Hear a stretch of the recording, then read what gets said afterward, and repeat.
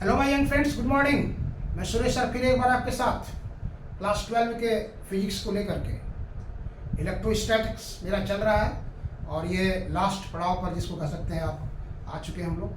मतलब कंडक्टर और कंडेंसर, ये इसका लास्ट पड़ाव है यूनिट फर्स्ट का इलेक्ट्रोस्टैटिक्स का। तो कंडक्टर जब चार्ज्ड होता है तो उस पर कितना एनर्जी स्टोर करता है, इसका क्या फॉर्मूला होता है, इसके लिए ये मेरा वीडियो पिछले बार हमने आपके लिए दिया था। अगर आपको समय नहीं मिला होगा तो उसको आप ज़रूर शुरू से अंत तक बंद करके उसको आप कॉपी में नोट कर लेंगे। और हम जो आपके साथ आ रहे हैं ना, इम्पॉर्टेंट कंटेंट्स जो एग्जामिनेशन के पॉइंट ऑफ व्यू से है, सिर्फ उसी को लेकर के अभी हम आ रहे हैं, ताकि आप इम्पॉर्टेंट टॉपिक्स पर ज़्यादा फोकस कर सकते हैं और सब्जेक्टिव पेपर जो होगा उसमें आप मैक्सिमम मार्क्स को ये गेट कर सकते हैं, अच्छा मैक्सिमम अच्छा मार्क्स प्राप्त कर सकते हैं। तो आज जो है वो है कि अगर दो चार्ज कंडक्टर है और दोनों सेपरेट है, पृथक है, और उस दोनों को अगर हम एक वायर से कनेक्ट कर दें तो चार्ज रीडिस्ट्रीब्यूट होगा। पहले के अपेक्षा बाद में फिर चार्ज वेरी करेगा, अलग अलग होगा। तो उसका प्रोसेस हम लोग देखेंगे और कॉमन पोटेंशियल उसमें आता है कि कब तक चार्ज फ्लो करेगा, किस पोटेंशियल पर जाकर के वो समाप्त होगा, वो कॉमन पोटेंशियल का एक फॉर्मूला आता है। और कहता है कि जब दो चार्ज कंडक्टर को एक वायर से हम कनेक्ट कर देंगे तो there is loss in energy. उस लॉस इन एनर्जी का फॉर्मूला आपको निकालना है। तो इस वीडियो में आप देखेंगे दो चीज़। पहला देखेंगे कॉमन पोटेंशियल का फॉर्मूला और दूसरा देखेंगे मतलब ये जो एनर्जी लॉस करता है उसका फॉर्मूला। आइए देखते हैं हम लोग कॉमन पोटेंशियल का फॉर्मूला लेते हैं। ये देखिए यहाँ पे दो कंडक्टर हमने लिया है। यहाँ पर से एक कंडक्टर ए है और दूसरा कंडक्टर आपका यहाँ पे बी है। इसका कैपेसिटी जो है, धारिता C1 है, इसका C2 है। इस पर चार्ज दिए हम लोग Q1 और इस पर दिए हैं Q2।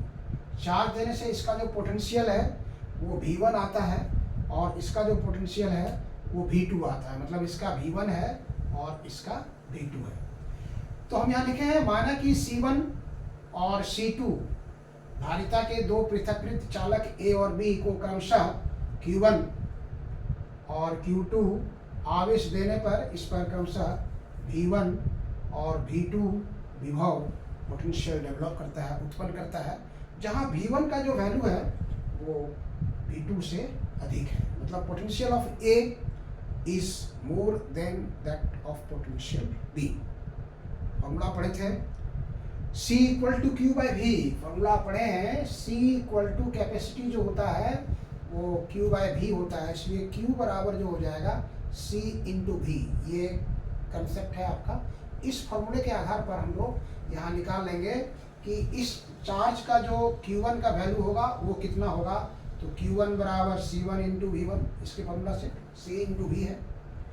और Q2 बराबर हो जाएगा, फिर Q2 बराबर हो जाएगा C2 इंटू V2।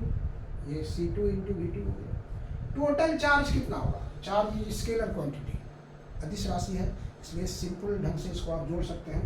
कुल charge Q equal to Q1 plus Q2। तो Q1 का वैल्यू यहाँ से बिठा दिए, C1 P1 और C2 V2, इसलिए total charge Q equal to C1 into V1 plus C2 into V2। ये दोनों सेपरेट था, आइसोलेटेड था, पृथक्कृत था, तब ये हुआ। अब दोनों को हम लोग एक तार से यहाँ जोड़ दिए। देखिए इस फिगर में हम यहाँ पर दोनों को एक तार से जोड़ दिए। जैसे एक तार से जोड़े आप यहाँ देख रहे हैं कि इसका पोटेंशियल V1 जो है अधिक है, इसका पोटेंशियल V1 अधिक है, तो इससे चार्ज फ्लो करेगा B में। और कब तक फ्लो करेगा? जब तक कि दोनों का पोटेंशियल सेम नहीं हो जाए। तो उसी सेम पोटेंशियल, जिस पोटेंशियल पर फ्लो ऑफ चार्ज स्टॉप कर जाता है, that is known as common potential, उभयनिष्ठ विभव।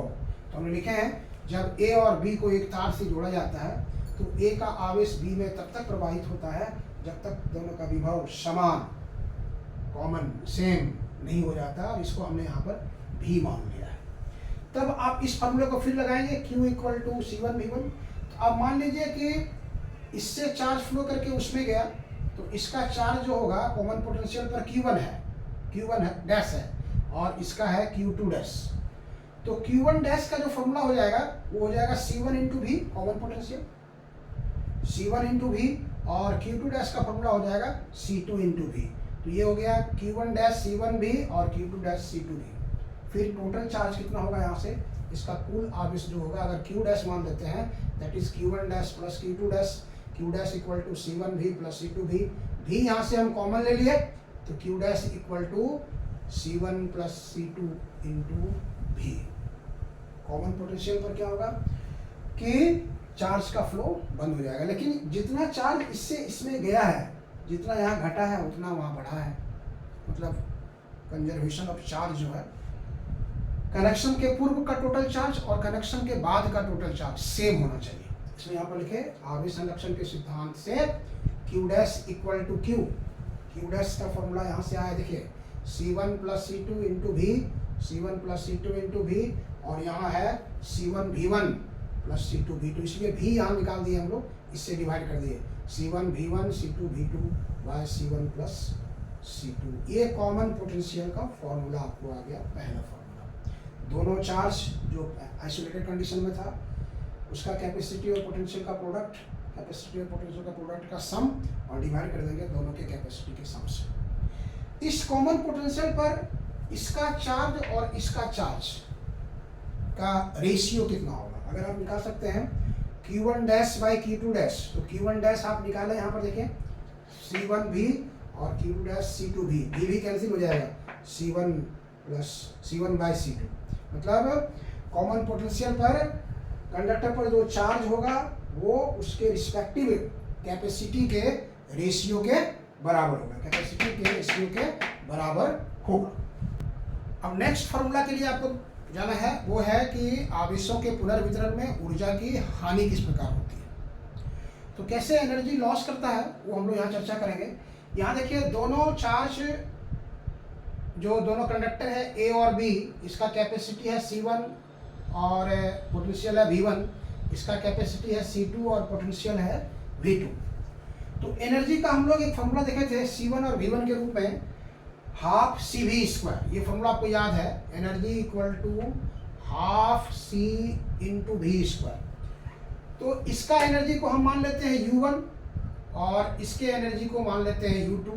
तो U बराबर आप लिख सकते हैं हाफ C1 V1 का स्क्वायर हाफ C2 V2 का स्क्वायर। ये होगा जब दोनों सेपरेट था, मतलब पृथक था, दोनों को तार से नहीं जोड़ा गया था। तार से जोड़ने के बाद आवेश का पुनर्वितरण होता है, रीडिस्ट्रीब्यूशन होता है। तो आवेशों के पुनर्वितरण के बाद कुल ऊर्जा कितनी होगी, मतलब आवेशों के पुनर्वितरण के बाद, आवेशों के पुनर्वितरण के बाद कुल ऊर्जा, टोटल एनर्जी, यहाँ पर हम इसको U डैश मान लेते हैं, U डैश मान लिए, तो U डैश हो जाएगा आपका, देखिए हाफ, फॉर्मूला है CV स्क्वायर, तो हाफ C1 इंटू V का square, half C1 into V का square plus half C2 into V2 का square, half C2 into V का स्क्वायर। मतलब U डैश का जो फॉर्मूला है आपको, हाफ V स्क्वायर कॉमन है, हाफ और V स्क्वायर कॉमन है, तो half C1 plus C2 into V square लिख सकते हैं आप, ये लिख सकते हैं। और V का जो फॉर्मूला आप निकाले थे, देखिए कॉमन पोटेंशियल वैनिश विभव का जो फॉर्मूला इसके पहले वाले लोग निकाले थे, तो वो था C1 V1 plus C2 V2 bye C1 plus C2, ये फॉर्मूला है। तो यहाँ पर आप पुट कर लिए इसके V के जगह पर, तो this is half C1 plus C2 और ये हो गया C1 V1 plus C2 V2 divided by C1 plus C2 का whole square, C1 plus C2 का होल स्क्वायर आ गई है। तो आप इसको लिख सकते हैं इस तरह से, इसको अगर आप एक तरफ और बढ़ा सकते हैं आगे, तो आगे जब बढ़ाएंगे यहाँ से तो आपको आएगा इस तरह से, हाफ C1 प्लस C2, और दोनों पर स्क्वायर कर दीजिए, C1 V1 plus C2 V2 का होल स्क्वायर, और divided by C1 plus C2 का होल स्क्वायर। तो यहाँ पर C1 प्लस C2 एक ठो है, यहाँ पे दो ठो है, तो ये कैंसिल हो जाएगा। मतलब ये यू डैश जो आपका आया वो हो जाएगा हाफ, और C1 plus half C1 V1, half आप ले सकते हैं इसको, हाफ इसको a प्लस बी को होल स्क्वायर में तोड़ देते हैं यहाँ से हम, और ऐसे लिख देते हैं इस तरह से। देखिए ये नीचे हो जाएगा आपका C1 प्लस C2, और उसको तोड़ सकते हैं C1 V1, C1 का स्क्वायर V1 का स्क्वायर, a प्लस बी का होल स्क्वायर, तो a स्क्वायर, तो a स्क्वायर मतलब C1 का स्क्वायर प्लस V1 का स्क्वायर प्लस b स्क्वायर, तो b स्क्वायर का मतलब ये हो गया C2 का स्क्वायर V2 का स्क्वायर प्लस 2ab, तो 2 हो गया, और a मतलब C1 V1 और b C2 V2, इसको लिख सकते हैं C1 C2 V1 V2, ऐसे आप लिख सकते हैं इसको। मतलब C1 V1 into C2 V2, तो हमने क्या किया, C1 C2 को एक साथ कर दिया और V1 V2 को एक साथ कर दिया। तो ये हुआ total energy before sharing, before redistribution of charges, और ये हुआ टोटल एनर्जी आफ्टर शेयरिंग। अब हम दोनों का डिफरेंस निकालते हैं। यहाँ से देखिए, नाउ हम लोग ऊर्जा में अंतर निकालते हैं, ऊर्जा में परिवर्तन। ऊर्जा में अगर परिवर्तन हम निकालना चाहते हैं तो वो परिवर्तन होगा, मान लीजिए आपका U minus you dash, U minus you dash हम निकालना चाहते हैं। तो U कौन सा हो गया आपको, ये हो गया, यहाँ पर देख रहे हैं U है आपका, this is U, this is U का मतलब क्या हुआ, हाफ C1 V1 का square plus half C2 V2 का स्क्वायर माइनस यू डैश, ये हो गया आपका, यू डैश ये हो गया, तो ये हो गया आपका हाफ, और यहाँ पूरा लिख देते हैं इसको हम, C1 प्लस C2 यहाँ पर नीचे हो गया, और ये जो ऊपर है C1 स्क्वायर V1 स्क्वायर,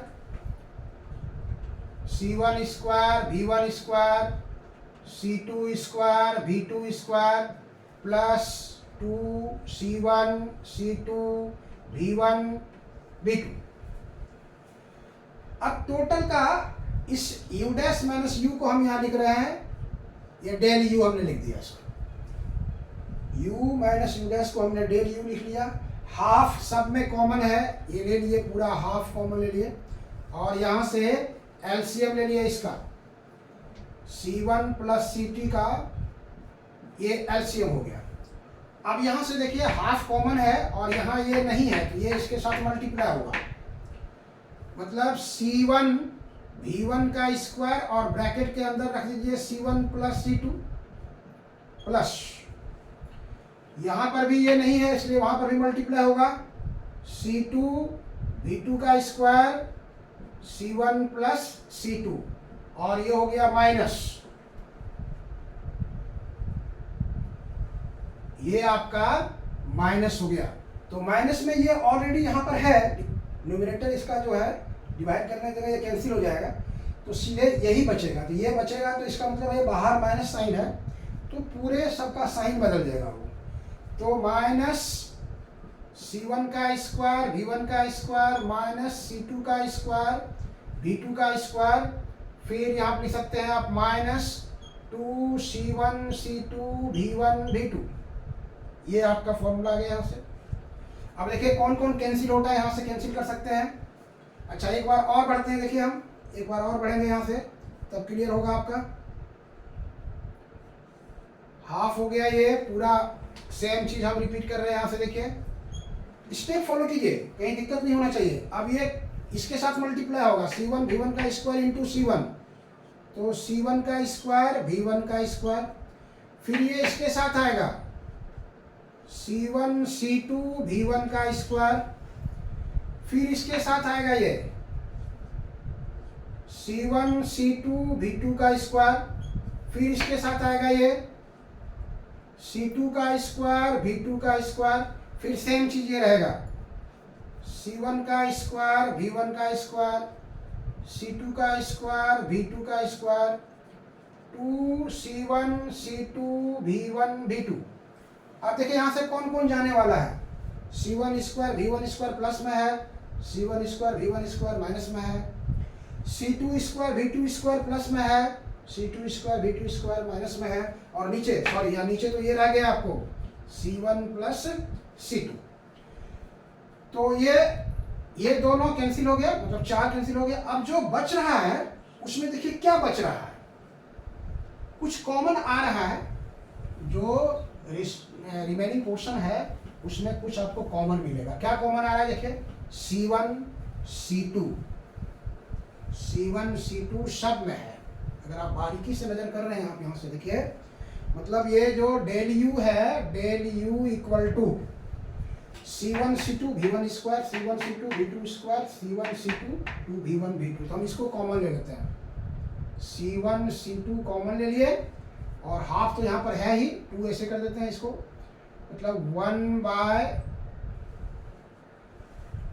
इसको लिखिए इस तरह से 1/2, और C1 C2 bye C1 plus C2। ये हम लोगों का हो गया यहाँ से। अब जो बचा उसमें क्या क्या बचा देखिए, ये बचा आपको V1 का स्क्वायर यहाँ पे, यहाँ बचा आपको V2 का स्क्वायर, और यहाँ से C1 C2 निकल गया तो 2V1 V2 बचा। ये हम लोग यहाँ पर पहले लिख दिया।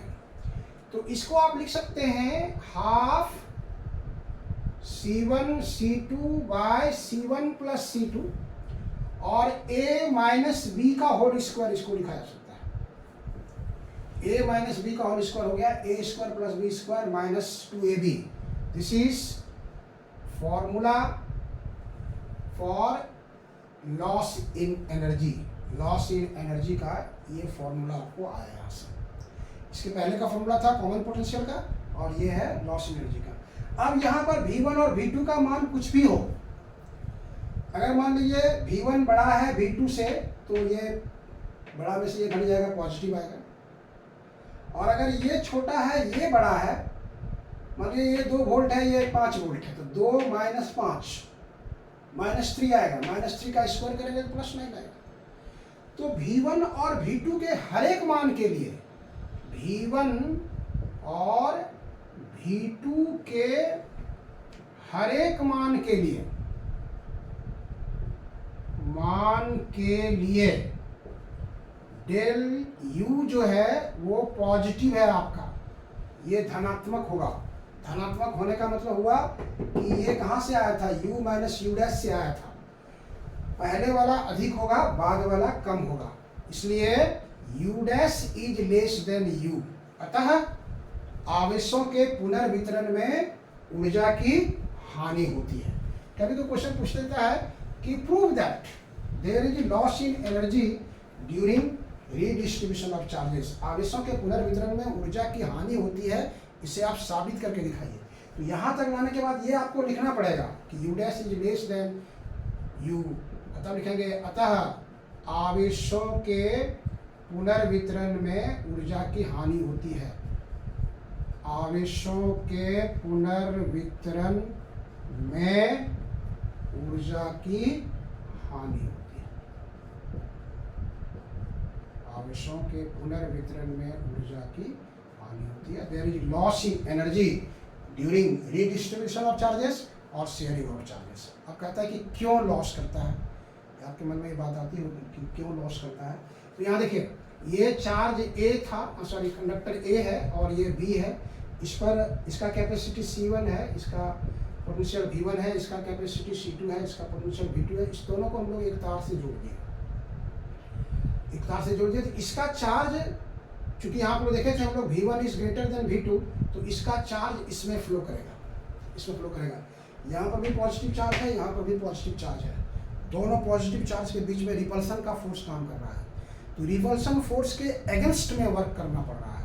तो वर्क करने के लिए जो एनर्जी चाहिए वो कहाँ से लिया जा रहा है, इसी से लिया जा रहा है, इसी से लिया जा रहा है, सिस्टम से एनर्जी लिया जा रहा है। इसलिए वर्क में जो एनर्जी कन्वर्ट हो जा रहा है उतना एनर्जी आपका घट जा रहा है, इसलिए there is loss in energy during redistribution of charges. तो ये बहुत इंपॉर्टेंट क्वेश्चन है, ये न्यूमेरिकल्स के लिए भी आता है, ये फॉर्मूला भी न्यूमेरिकल्स के लिए इंपॉर्टेंट है, और कॉमन पोटेंशियल का जो फॉर्मूला था वो भी इंपॉर्टेंट था। तो ये दोनों क्वेश्चन आप इसको शुरू से अंत तक बन करके कॉपी में नोट कर लेंगे, और इसको लाइक करना, सब्सक्राइब करना और शेयर करना कभी नहीं भूलिएगा। ये याद रखिएगा कि ये सारा का सारा जो हमने कंटेंट लिया है आपके लिए, वो एग्जामिनेशन के पॉइंट ऑफ व्यू से लिया है, सब्जेक्टिव जो पेपर आएगा उसके लिए आएगा, और जितना फॉर्मूला हम बता जा रहे हैं वो MCQ के लिए आपको आएगा, इंपॉर्टेंट के लिए। ठीक है, चलिए, थैंक यू।